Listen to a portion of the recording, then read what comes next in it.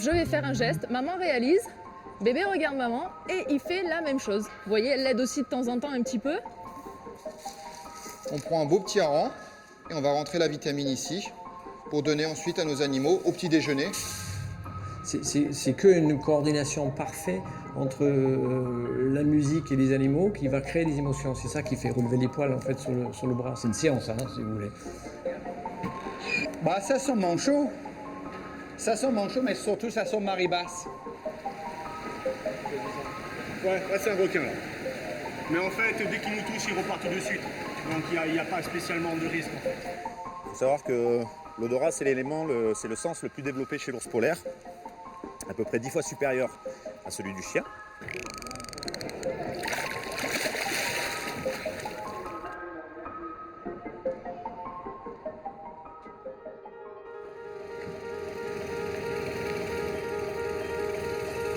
« 8h du matin.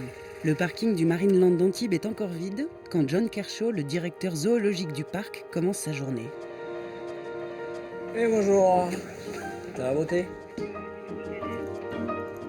John Kershaw, c'est un peu l'âme du Marineland. Ça va? Personnage emblématique, il est le seul directeur zoologique d'Europe à avoir des orques à sa charge. Son rôle, superviser les achats, gérer le personnel et l'apprentissage des animaux. Nous avons un personnel animalier de 50 personnes et un groupe d'animaux très important avec des besoins spécifiques. Et c'est à moi d'assurer que tout fonctionne correctement. Et pour les animaux et pour nous. Ça va, Pat? C'est de la peinture étanche? Le matin, c'est l'heure des dernières petites retouches. Le moment tranquille de la journée. C'est calme le matin, c'est bien. Hein. C'est bien. C'est là où on les apprécie vraiment, les animaux, quand ils sont calmes comme ça. Alors là, apparemment, cette nuit, ils ont dormi là-bas, dans ce qu'on appelle le P5. Là, je vois déjà maman et bébé. Les autres sont peut-être dans les autres bassins, mais de toute façon, c'est à eux de décider où ils ont envie de dormir et avec qui.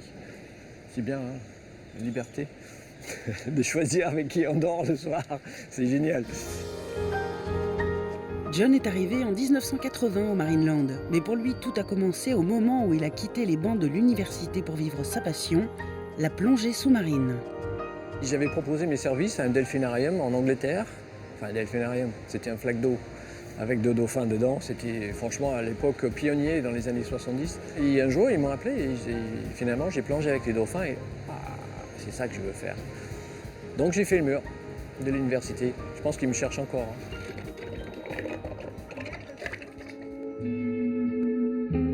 Le parc a été inauguré en 1970 et à l'époque déjà, son fondateur, le comte Roland de la Poipe, a de grandes ambitions. Marineland va être le premier océanarium marin important d'Europe. Entreprise familiale à sa création, Marineland est revendu en 2006 à un grand groupe espagnol. Aujourd'hui, Marineland est le premier site touristique de la Côte d'Azur. Un business rentable. 40 millions d'euros, c'est le chiffre d'affaires annuel du premier parc marin d'Europe. Chaque année, plus d'1 million de personnes déboursent 38 € la place pour admirer les 5000 animaux et les 45 espèces que possède le parc. Des tortues, des requins, des otaries, des ours et des manchots vivent ici, même si ce sont surtout les spectacles des dauphins et des orques qui attirent les spectateurs.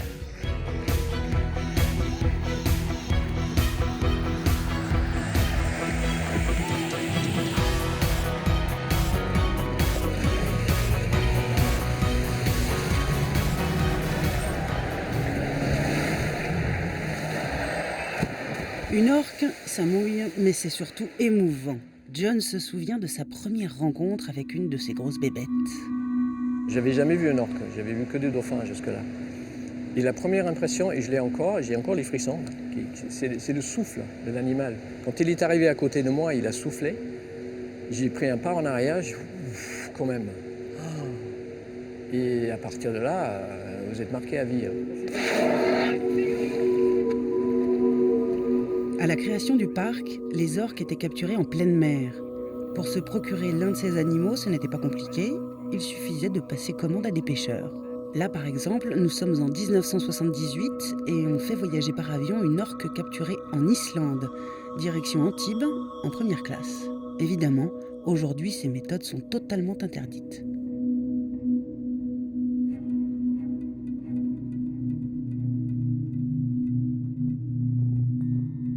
En France et en Europe en général, administrativement, il est absolument impossible d'importer un animal capturé. Ça ne se fait pas depuis les années 80. 85, c'est le dernier animal ici qui a été capturé.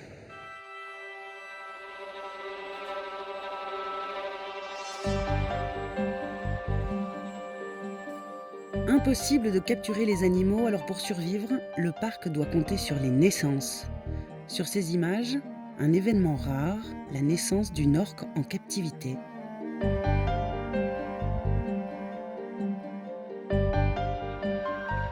Et le petit dernier, c'est lui, Moana. La naissance s'est passée sans problème, en plein milieu d'après-midi. Sa mère, Wiki, également née en captivité, a donné naissance à un bon bébé de 200 kilos. Depuis les années 70, 5 orques sont nés en captivité dans les bassins du Marineland. Mais depuis ces images, Moana a bien grandi. La preuve.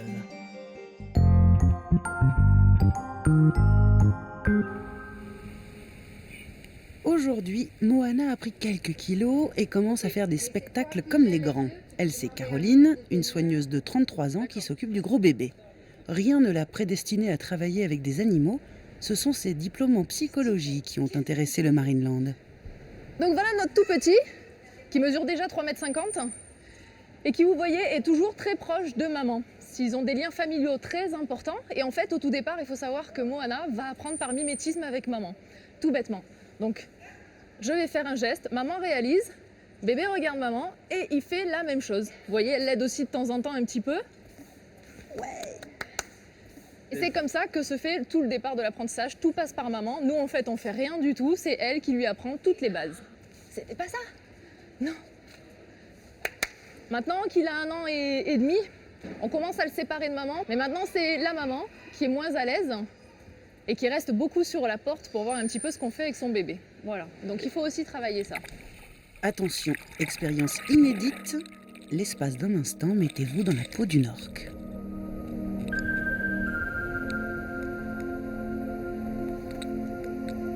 Salut la belle.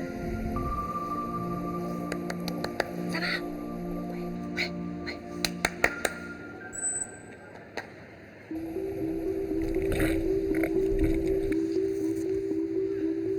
On s'amuse bien ici, non? On se met sur le dos, on se retourne, on fait des ronds dans l'eau. Ça a l'air dur le métier de Caroline quand même, hein? Danser et jouer avec des orques toute la journée.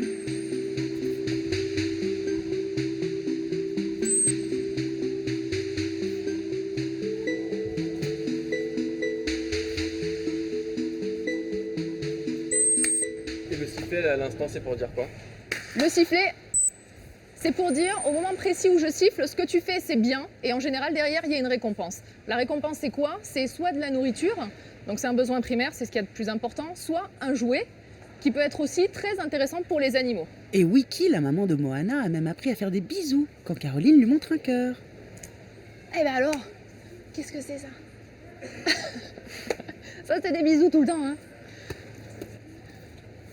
Pas besoin de poissons donc pour entrer en interaction avec les animaux. Le but, c'est d'attiser leur curiosité et de les faire réfléchir. Regardez, vous voyez, ils sont bien avec nous, ils sont assez attentifs. Dès qu'on bouge, paf, ils bougent avec nous, on voit qu'il y a de la motivation. Et regardez, Wiki, elle essaye vraiment de mettre un petit coup de dent en même temps. Certains bébés ont du mal à marcher, Moana, lui, apprend seulement à se retourner.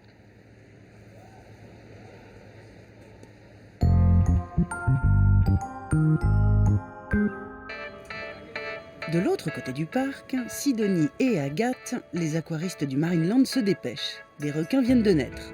Tout va bien, c'est normal. Des requins viennent de naître. On va chercher les petits requins bambou que nous allons transférer dans la nouvelle réserve. Ah oui, en effet, ce sont de tout petits requins, agglutinés autour de ce rocher. D'habitude, ils vivent dans l'océan Indien et dans l'océan Pacifique.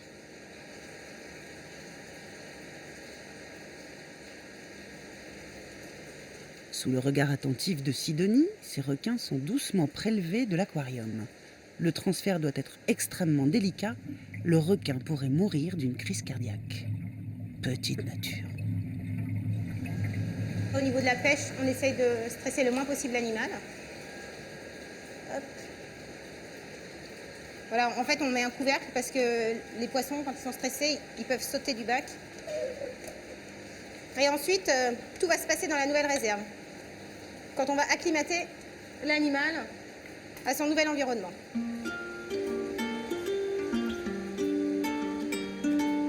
Pas de temps à perdre donc, il faut éviter de perturber les requins. C'est sûr, un seau, il y a mieux comme environnement. En plus, il est moche. On transfère les animaux, il faut que le transfert soit assez rapide, pour ne pas stresser l'animal. Sidonie va devoir acclimater les requins à leur nouvel aquarium dans la réserve, un endroit où elle cultive des plantes aquatiques, mais également des coraux, pour recréer l'environnement de chaque espèce. Notre mission, c'est de recréer un écosystème. C'est-à-dire que quand on installe un aquarium, on va installer le sable pour les poissons qui vivent soit dans les terriers. On va installer les roches vivantes, pour les poissons également qui peuvent vivre dans les trous des roches. Ensuite, on va laisser également de l'espace pour les poissons qui vivent en pleine eau. Et on s'amuse justement à regarder et à observer les animaux quand on les introduit. Et chacun retrouve sa place, comme on l'avait prévu. Donc voilà, on est à 24,7, donc c'est à peu près la même température. Par contre, on est un peu plus haut en salinité. Donc nous, maintenant, l'objectif, c'est d'ajuster les paramètres. Il faut absolument que, petit à petit, ces poissons s'acclimatent à leur nouvelle eau, au nouvel environnement. On fait ça de manière précise et rapide. Précis et rapide, ça ne rigole pas, dites donc, chez les aquaristes. Bon, ça y est, les requins bambous sont maintenant comme à la maison. Aujourd'hui, ils tiennent dans la main. Mais ce n'est pas le cas de tous les requins dont s'occupe Sidonie.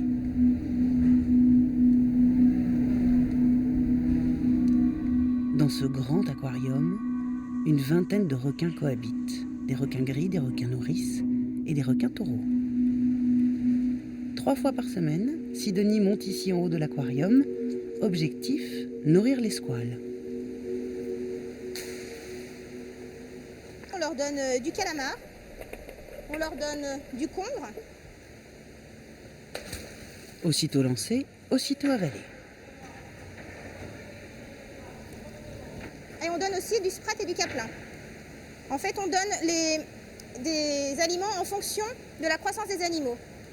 On adapte la taille de la proie à la taille de l'animal. Donc en fait, on a des grosses proies pour des animaux adultes et on a des proies plus petites pour les requins juvéniles. On applique la règle une proie, un animal. On voit l'animal qui monte. Le requin, quand il monte, quand il chasse, il adopte une nage particulière. Nous, on observe, on attend que l'animal et le requin adoptent cette nage-là. Donc il adopte une nage ascendante. À ce moment-là, on lui présente la proie pour être sûr qu'il consomme cette proie-là. Contrairement à ce que l'on pourrait croire, les requins ne mangent pas beaucoup. 1% de leur poids par semaine. Mais là, apparemment, ils avaient quand même un petit peu faim. Et si par exemple vous tombez dedans, qu'est-ce qui se passe? Alors, si on tombe dans le bassin, je pense que les requins seront aussi surpris que nous. Donc la première chose qu'ils font, c'est qu'ils s'en vont loin parce qu'ils par la peur.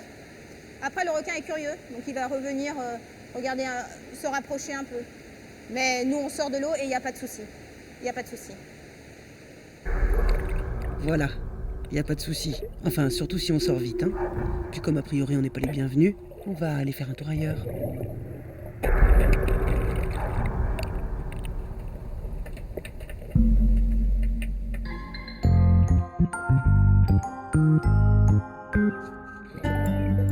Plus joueurs, plus dociles et beaucoup plus intelligents, les dauphins.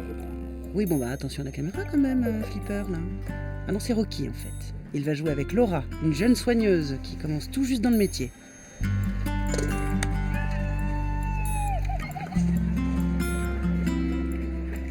Concentrée et attentive, à 25 ans, Laura vit au quotidien avec les dauphins. Un travail les pieds dans l'eau qu'elle espérait faire depuis des années.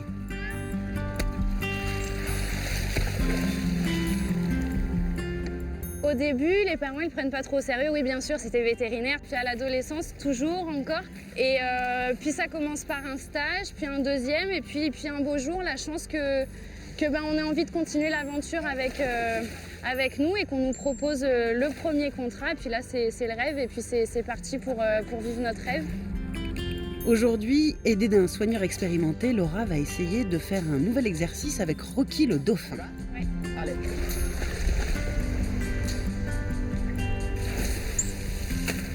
Waouh, très bien. Là, qu'est-ce que vous êtes en train de faire? Donc là, j'ai une cible, en fait, une grande cible, ce qui va me permettre d'allonger mon bras, en fait, tout simplement. Et le but, c'est que Rocky, il touche la cible. Mission réussie.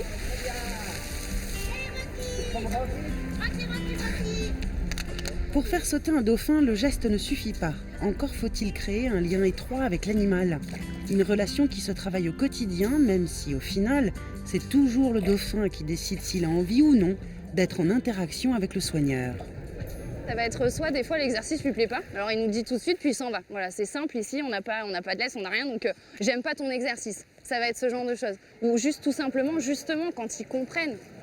Il y a même nous, des fois, on se dit mais waouh, t'as réussi à comprendre ce que je t'ai dit sans parole, sans rien, avec un geste et mon attitude corporelle, ça c'est bluffant. Quand ils comprennent ce que nous on a dans la tête sans langage, ça c'est bluffant. Les dauphins donc comprennent peut-être Laura. Ah non, moi par contre j'ai pas tout compris. Le secret de cette complicité, pour qu'ils répondent aux gestes des soigneurs et qu'ils se laissent faire, c'est qu'ils se sentent en sécurité. Le but, c'est qu'il ait confiance, que mes mains, ça soit tu me suis, mais en même temps, ma main, c'est une caresse, ça donne aussi des comportements qu'il connaît. Mais le but, c'est de dire, on est ensemble, on est une équipe, moi je te propose des petits jeux, si tu as envie de participer avec moi, ben, j'en suis ravie. Tac. Tac.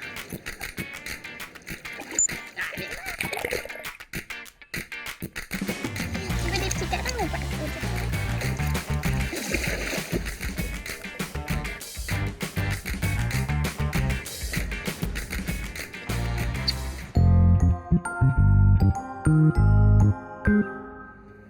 Nicolas, dit Nico, travaille depuis plus de 10 ans en tant que soigneur dans les vestiaires du Marineland. Autour du cou, son sifflet et puis sa combinaison sur son corps musclé, Nicolas part préparer le petit déjeuner des orques. Derrière cette porte, le frigo du Marineland. Température ambiante, moins 18 degrés. Et voilà. Voilà le frigo, donc là où on va stocker le poisson qu'on va donc décongeler de jour en jour pour nos animaux. 22 tonnes de poissons congelés y sont stockés, le tout pour 20 000 €. Avec ça, les animaux du parc ont de quoi tenir 2 mois. Donc on va aller chercher la quantité de poissons dont on a besoin. Donc ici, c'est mon hareng.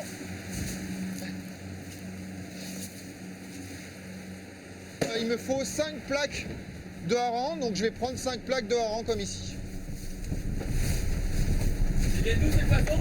Ah ben ça c'est prélevé en mer dans le milieu naturel. Donc après ça dépend un petit peu des zones de pêche. Ils sont bien conservés au frais, là, il fait pas. Ah là il fait bien frais là, c'est super.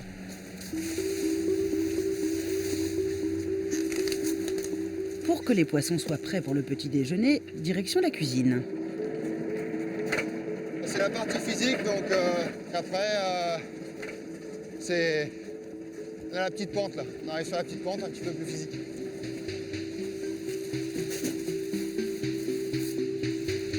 Donc voilà, ça c'est le hareng pour demain. Et maintenant, la fiche cuisine de tout un monde. Recette pour un petit déjeuner spécial orque, plusieurs centaines de kilos de poissons, les disposer délicatement et les laisser décongeler pendant 24 heures.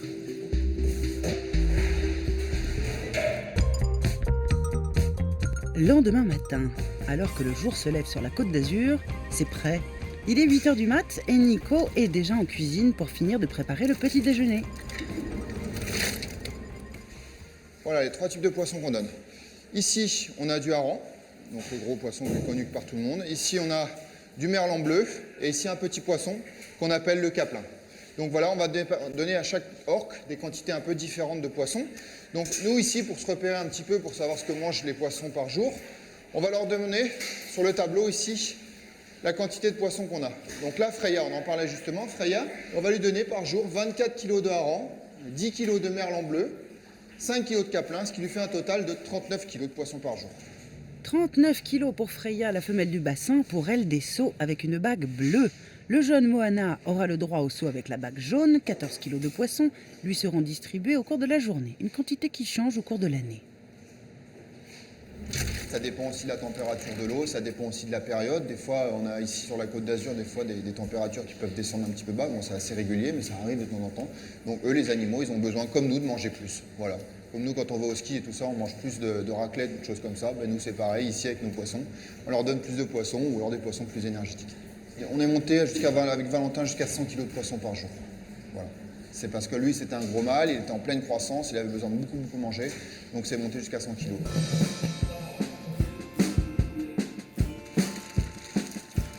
En plus d'une quantité de poissons impressionnante, Nicolas va cacher quelque chose dans le petit déjeuner des orques. Des compléments alimentaires, de petites gélules qui sont là pour compenser la perte d'éléments nutritionnels des poissons lors de la congélation. On va prendre notre seau. En général, on prend un beau petit hareng. Ici, on va faire un petit trou et on va rentrer la vitamine ici pour donner ensuite à nos animaux, au petit déjeuner, les petits compléments vitaminés pour toute la journée. Voilà. Et hop, ni vu ni connu, les orques avaleront tout rond les poissons avec les compléments alimentaires. C'est vraiment important qu'on ait des qualités sanitaires extrêmes. Donc dès qu'un poisson va tomber sur le sol, on le jette. Ceux-là, ils sont tombés par terre, malheureusement, donc poubelle. Ça y est, le petit déjeuner est prêt. Direction le bassin principal où les orques attendent déjà les bons seaux de poissons pour commencer la journée.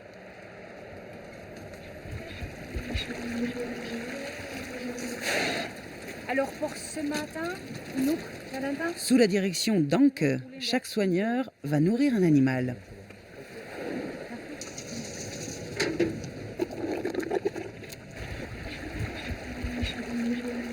Et apparemment, les orques apprécient leur poisson du matin. Il chante ce matin.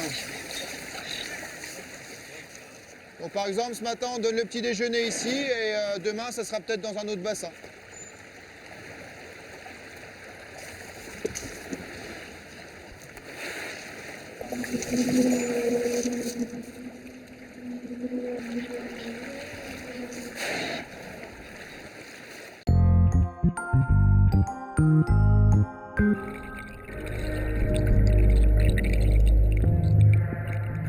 Le grand bassin dans lequel évoluent les orques contient 45 millions de litres d'eau, l'équivalent de 12 piscines olympiques. Mais d'où vient-elle cette eau ?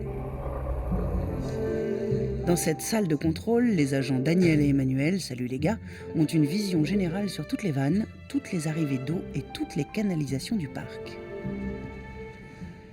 C'est une vigilance permanente dans la mesure où il y a 300 pompes, donc il y a toujours des défauts pompes, des vannes qui se ferment mal, donc ça demande une vigilance 24 heures sur 24. Là, nous avons la pompe des orques qui alimente les orques. On voit bien, voilà.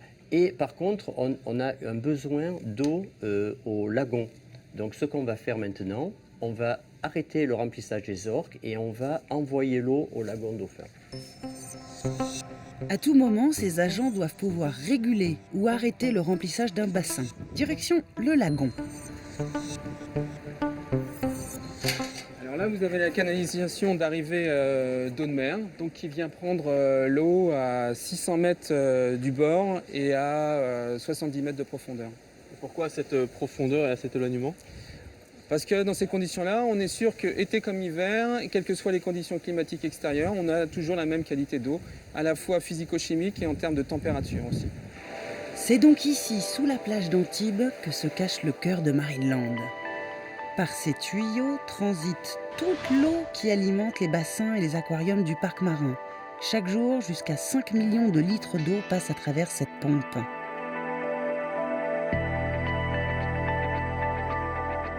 Un vrai labyrinthe de tuyaux traverse le Marineland. En tout, 10 km de canalisation sont nécessaires. Et en effet, niveau installation, ça change de nos salles de bain. On va y aller éventuellement. Ouais, d'accord. Tout à l'heure, on a vu que le niveau du bassin était bas. Donc notre objectif, c'est de faire un emploi d'eau pour qu'on soit à un bon niveau sur ce bassin. Alors maintenant, la vanne s'est ouverte et la pompe dans le puits de mer va se mettre en marche et l'eau va arriver. Polaire pour Veolia, on va lancer le remplissage des ours.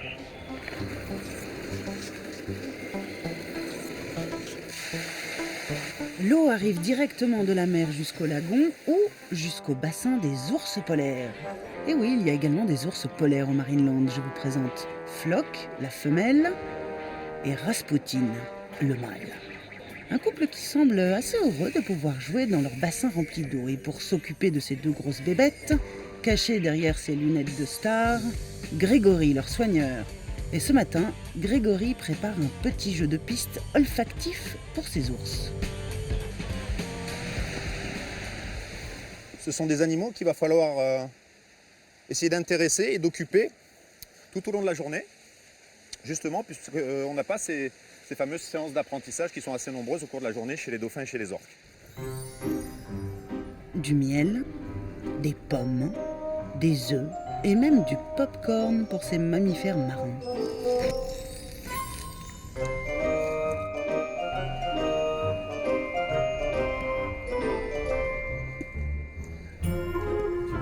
Hop. Ça va passer également par des jeux. Il faut savoir que l'odorat, c'est c'est le sens le plus développé chez l'ours polaire, à peu près 10 fois supérieur à celui du chien. Et donc la première chose qu'il va faire quand il va sortir, c'est renifler. Donc voilà, ce sont des petits stimuli qui vont attirer son attention. Et ça sert à quoi tout ça? Tout simplement à éviter qu'il s'ennuie. Flock et Rasputin vivent dans cet enclos de 2200 mètres carrés. Vaste jardin avec piscine et grotte de glace. Par contre, au niveau de l'intimité, on ne connaît mieux. Les eaux sont peut-être la dernière solution pour sauver cette espèce en voie de disparition dans le milieu naturel de 20 à 25 000 ours polaires tentent encore de survivre. Les parcs seront peut-être dans les années à venir les derniers endroits où on verra cette espèce. Et malheureusement, ce n'est pas la seule.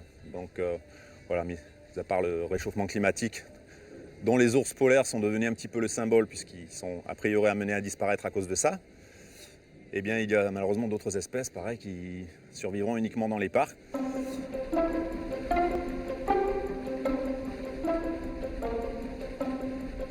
Mais dans un parc en plein soleil sur la Côte d'Azur, il ne fait pas un peu trop chaud pour ces ours qui ont l'habitude du grand froid?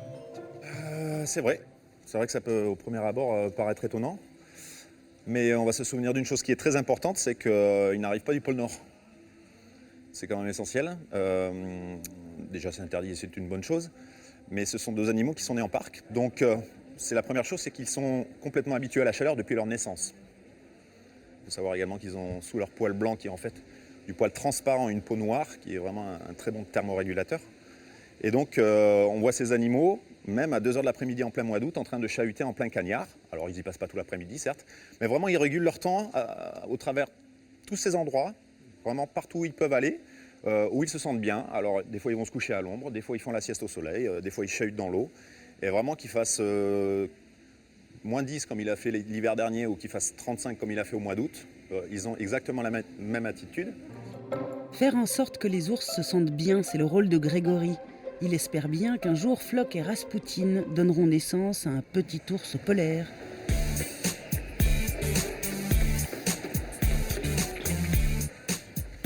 Sur la plateforme où les soigneurs donnent leur spectacle, Caroline est en pleine séance avec Valentin, le mâle du bassin. Ces séances ont lieu toute la journée pour occuper les animaux. On lui a demandé 3 comportements, à savoir d'aller au milieu du bassin, de se mettre sur le ventre et de bouger les pecs en même temps. Alors ça, c'est notre rappel sonore. Ça nous permet de rappeler les animaux quand ils font quelque chose et que j'ai aucun autre moyen de lui dire que ce qu'il est en train de réaliser, c'est ce que je lui avais demandé. Ça nous sert également de matériel de sécurité. Si quelque chose tombe dans le bassin, les animaux sont conditionnés à répondre à ce message sonore en revenant systématiquement à la plateforme.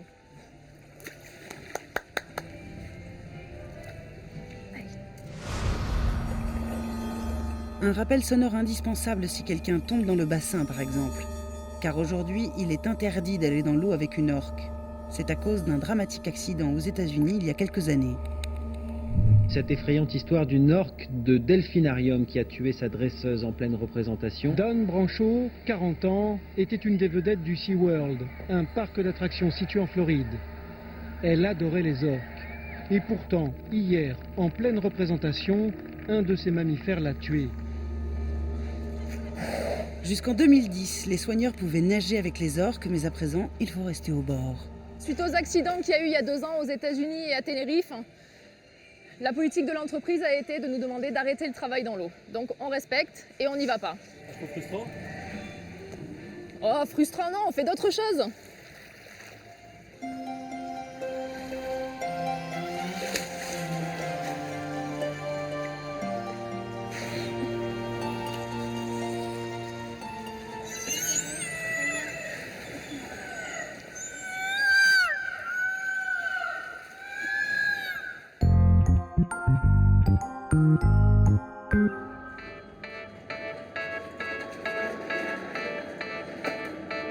Un toki à la main et le regard dans tous les recoins, avant l'arrivée des spectateurs, Elsa inspecte le parc. Ça va Philippe? T'as pu remettre le panneau là du point de rassemblement sur l'avenue Mozart? Ah super. Il faut passer dans tous les petits coins. Même si les clients ne passent pas à cet endroit-là, ils ont quand même un visu sur, voilà, sur tout. Voilà, c'est vraiment dans le détail en fait, il faut vraiment tout vérifier dans le détail. Voilà, par exemple là, voilà. On se rend compte qu'il y a quelques détritus qui ont été oubliés. Oui, Mohamed, je suis à l'entrée Dauphin, là, au niveau de la cuisine à poisson, et on a dans les jardinières, sur le côté droit, des détritus là qui traînent encore. Ok, rien n'est laissé au hasard. Une lampe qui manque, une poussière dans un coin, un papier qui traîne, tout doit être impeccable avant l'arrivée des milliers de spectateurs. Allez, c'est parti. Alors qu'Elsa continue la vérification du parc, Merci. chez les manchots également, c'est le grand nettoyage. Et c'est Bruce, le soigneur, qui s'y colle. Smells like a flower. Vous l'aurez compris, une odeur particulière parfume le bassin. Ça sent manchot. Ça sent manchot, mais surtout ça sent maribasse. Voici les gorfous sauteurs et les manchots royaux, qui ont une façon, disons, singulière de se déplacer. Là, de temps en temps, on vide le bassin pour être sûr de contrôler tous les rochers, tout était bien en place. Et si jamais on a un peu d'algues qui commencent de s'accrocher, on va éliminer tout ça. N'oubliez pas que tous ces bassins, il n'y a pas de javel là-dedans, car ça joue un peu sur les plumes de nos amis des manchots. Et ici, au fond, les manchots couvent leurs œufs, alors que d'autres sont un peu plus agités. Sous le regard étonné et perplexe de certains, le nettoyage suit son cours. Une bonne tête, hein. Bonjour, docteur. Et on frotte, et on astique le bassin des manchots pour enlever cette petite pellicule d'algues. Ah oui, en fait, en dessous, c'était bleu, hein.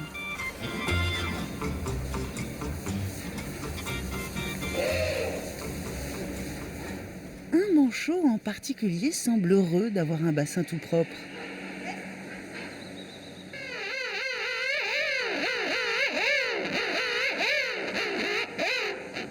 Mais oui, nous aussi, on est contents pour toi.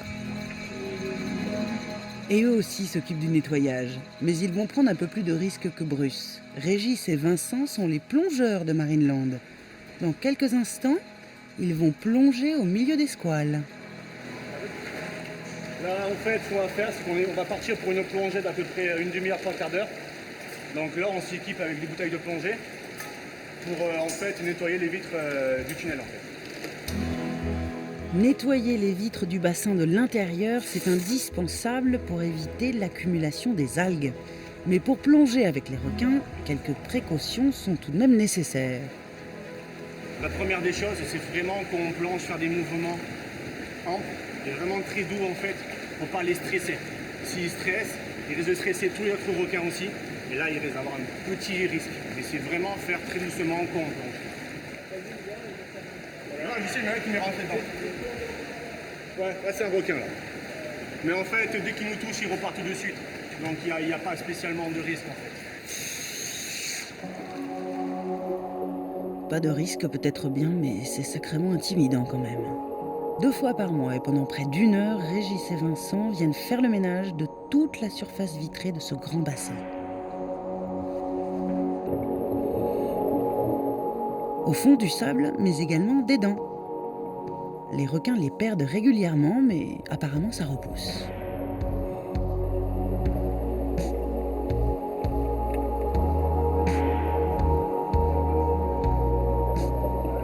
Et une fois que l'aquarium des requins est propre, le travail continue chez les orques. 3 jours seront nécessaires pour nettoyer entièrement le bassin avec cet aspirateur sous-marin.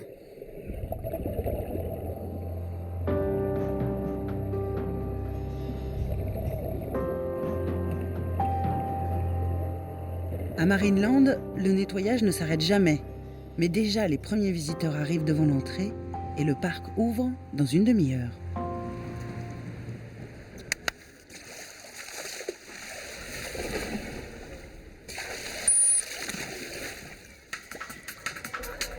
Come on, Carolina. Voici Manuel, c'est le vétérinaire du parc spécialisé dans les mammifères marins. Depuis 5 ans, il ausculte tous les animaux du Marineland. Aujourd'hui, il veut savoir si Carolina est enceinte. Carolina, pardon, c'est l'otarie. On fait doucement. C'est toi qui décides, qui me dis, c'est ton animal. Sans toi, je ne peux pas faire ça, alors c'est toi le boss. Ouais, c'est bon, parce que ça fait toute la tête qu'on n'est pas fait. Par contre, je vais mettre... Carolina est anxieuse. Manuel, lui, sur ses gardes. Il ne doit pas faire de mouvements brusques. Good girl, Carolina. Elle est belle, hein? Elle est bien, hein? Elle perd un petit peu de poids, qui était bien. Non, elle est super. Elle est Ok, géniale. Carolina. Ok? Allez. Tu connais ça? Allez, Carolina. Regarde. L'otarie est perturbée par la présence de Manuel. Mais au bout de quelques temps, il peut enfin lui faire l'échographie. Hey, c'est good girl. Open. Tu vois, c'est rien. Open. Ah, c'est super. Hey, c'est good girl, C'est Carolina. super. Reste là. He's a good girl, Carolina. Open up. Elle There's a a good girl. 7 ans et elle a l'âge d'avoir des petits. Et elle est avec 3 mâles dans le bassin spectacle. Et ça veut dire que peut-être elle pourrait être enceinte. C'est pour ça qu'on fait régulièrement des contrôles pour savoir si elle est porteuse d'un petit bébé. Et si c'est le cas, à un certain moment, il faudra la bouger à un autre bassin plus tranquille où elle peut avoir le petit tranquillement. Et après 10 minutes d'échographie, le verdict... J'ai vu qu'elle a une bonne couche de graisse, comme tous les mammifères marins, mais je n'ai pas vu une grossesse. On va refaire l'examen régulièrement les prochains mois.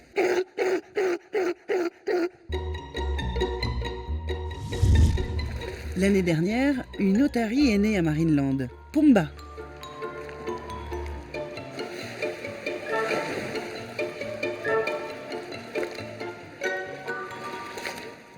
Rejoint par son assistante, Manuel continue sa visite médicale des animaux. On combine les prélèvements réguliers des contrôles de santé avec la recherche des hormones qu'on fait d'habitude. Une fois par mois, Manuel vient faire une prise de sang sur une orque. Introduire une aiguille dans un animal qui pèse plus de 3 tonnes, a priori la manœuvre s'annonce compliquée. Mais en fait, aidé par le soigneur, Manuel va faire le prélèvement avec une simplicité déconcertante. Mais attention aux éclaboussures.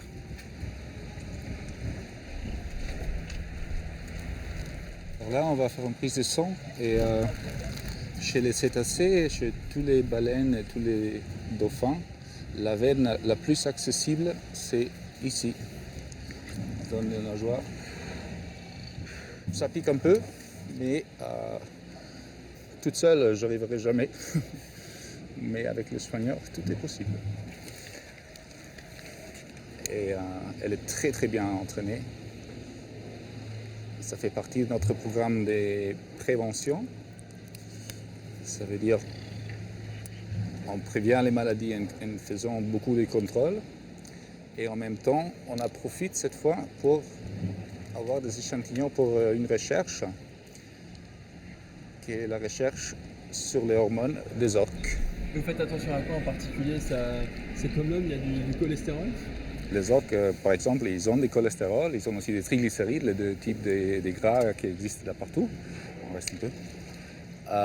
Mais les valeurs, par exemple, les cholestérols sont beaucoup plus hauts. Mais par contre, ce n'est pas des cholestérols mauvais chez eux. L'artériosclérose qu'on craint chez les humains, ça n'existe presque pas chez les cétacés, chez les baleines et chez les éléphants. On ne sait jamais s'il y a peut-être quelque chose qui se cache. Les symptômes, normalement, d'une maladie, ils ne montrent pas. Un animal terrestre, il va se coucher plus, il va bouger moins.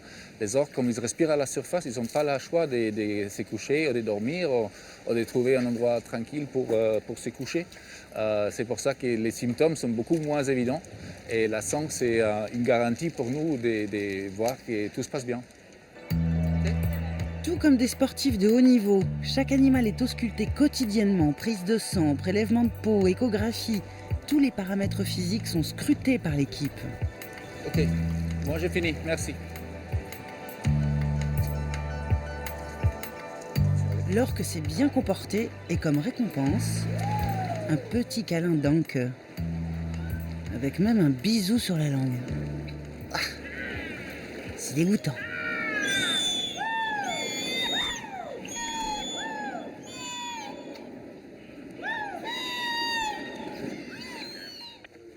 Oui, Noël, je voulais juste m'assurer que tous les portails étaient bien fermés. Tout est bien fermé, on est prêt à ouvrir, on attend juste ton top. Voilà, dernière petite vérification. Elsa est enfin prête à ouvrir le parc. Quelle heure est-il? Allez, c'est parti. Bon, à toute l'exploitation, on va ouvrir Marineland. Je vous rappelle qu'il y avait 12 VIP dans le parc. Il y a un groupe de prévus sur Marineland, soit 20 personnes. Et aujourd'hui, les prévisions sont de 1300 sur Marineland et 60 sur le golf. Bonne journée. Ça va? Oui. Ah bon, on a un petit peu de monde devant. Ok, parfait. C'est propre. On va ouvrir. Le rideau vient à peine de s'ouvrir que les spectateurs se dirigent déjà vers les gradins pour admirer le spectacle des...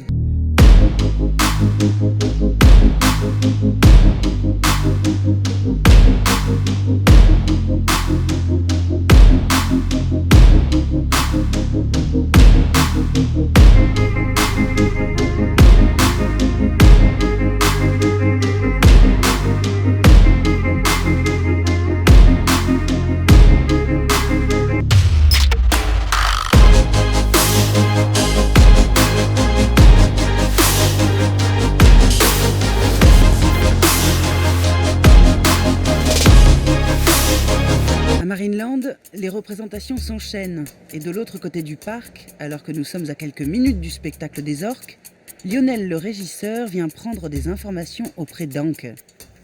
Les soigneurs et la technique doivent se coordonner. Ici, toutes les représentations sont différentes. Alors, comment vont les animaux aujourd'hui? Bah ça va, C'est vrai? jusque-là c'est calme. Bon, des choses spécifiques, des animaux compliqués Non, ça va Inouk il est un petit peu mou, D'accord, mais non, ça va. ça va. Premier comportement, ça va être allez, Wiki, Ouais, qui va sortir sur une tornade. ça roule. Et pourquoi vous changez de spectacle tous les jours?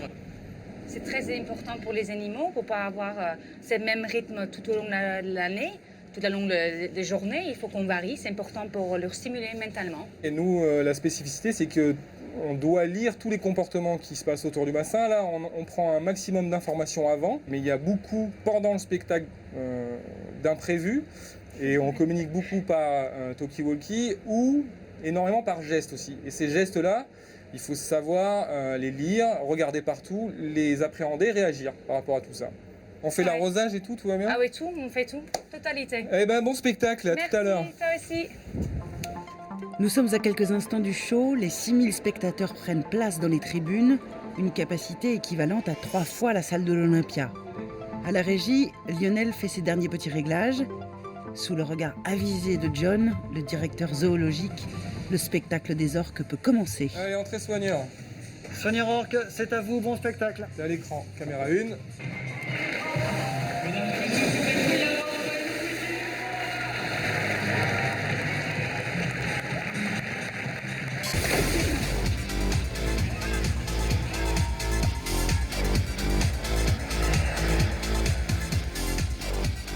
pour PFS.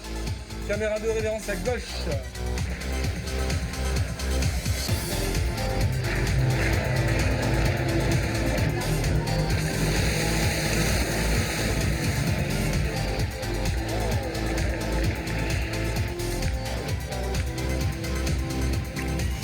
Une musique survoltée, un vrai show à l'américaine d'une demi-heure donné jusqu'à 5 fois par jour. Tout doit être millimétré, des mouvements fluides et une symbiose parfaite entre les orques et les soigneurs. C'est bien sûr nécessaire pour un spectacle réussi.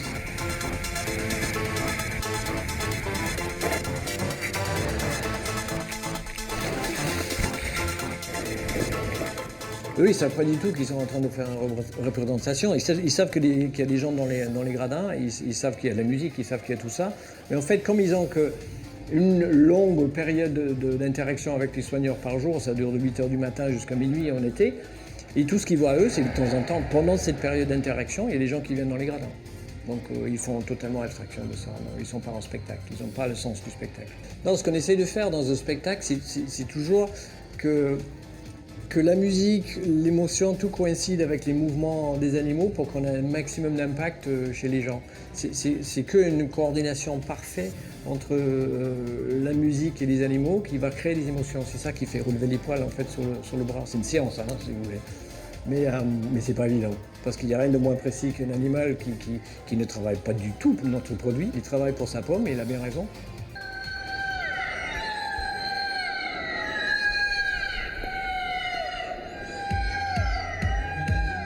Le petit dernier du bassin, Moana, assure le show avec 4 autres orques. Pour lui, une longue carrière s'annonce à Marineland. Une carrière de 30 ans. De quoi faire rêver pas mal d'artistes.